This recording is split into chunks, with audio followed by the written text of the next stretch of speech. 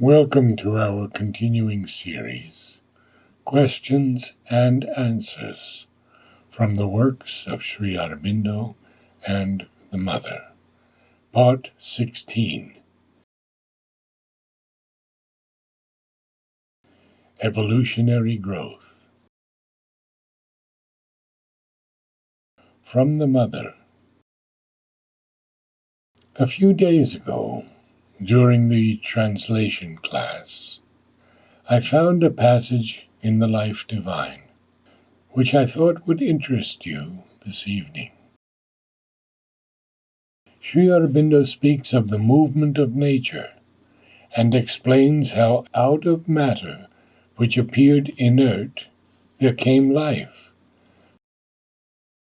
Then how out of life mind came, and how out of mind there will come the supramental or the spiritual life.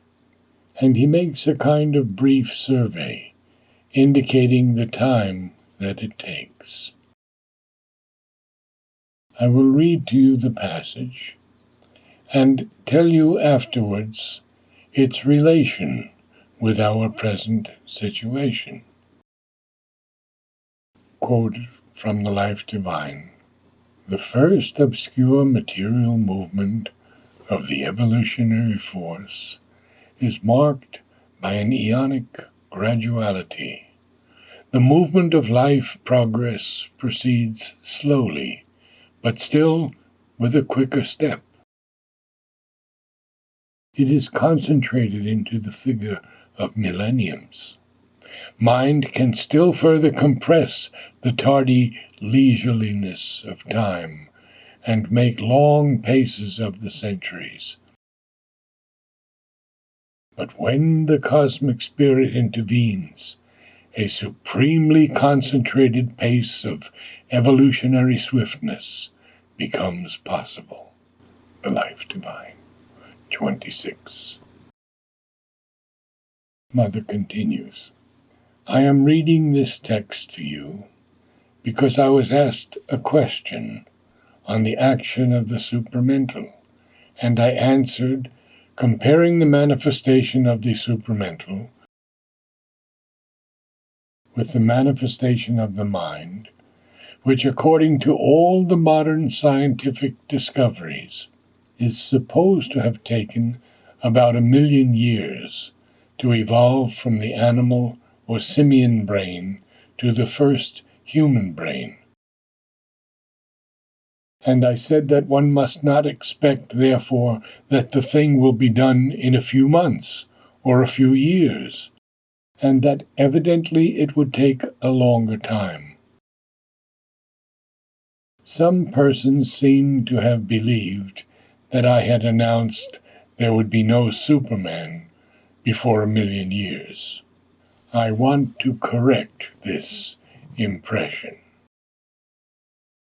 Sri Aurobindo tells us that as evolutionary growth rises in the scale of consciousness, the movement becomes more and more swift, and when the spirit or the supramental intervenes, it can go much quicker. Therefore, we can hope that in a few centuries, the first supramental race will appear. But even that is sufficiently disconcerting to some, because they believe this to be in contradiction with what Sri Aurobindo has always promised, namely that the time has come when the supramental transformation is possible. But one must not confuse supramental transformation with the appearance of a new race. What Sri Aurobindo promised, and which evidently interests us who are here now, is this, that the time has come when a few select beings out of humanity, fulfilling the conditions necessary for spiritualization, will be capable of transforming their body by the help of the supramental force consciousness and light, and ceasing to be animal men, will become supermen. The promise Sri Aurobindo made because he knew that the supermental force was about to manifest upon earth. In fact, it came to him long ago. He knew it, and he knew what its effects were. Now that it has manifested in a cosmic, general, way, all the greater is now the certitude of the possibility of transformation. There is no more doubt that those who will fulfill or who are fulfilling the conditions are on the way to this transformation.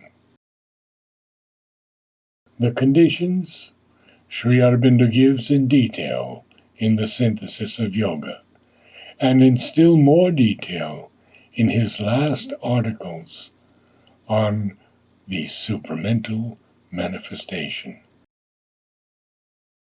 There is nothing more to do than to realize it.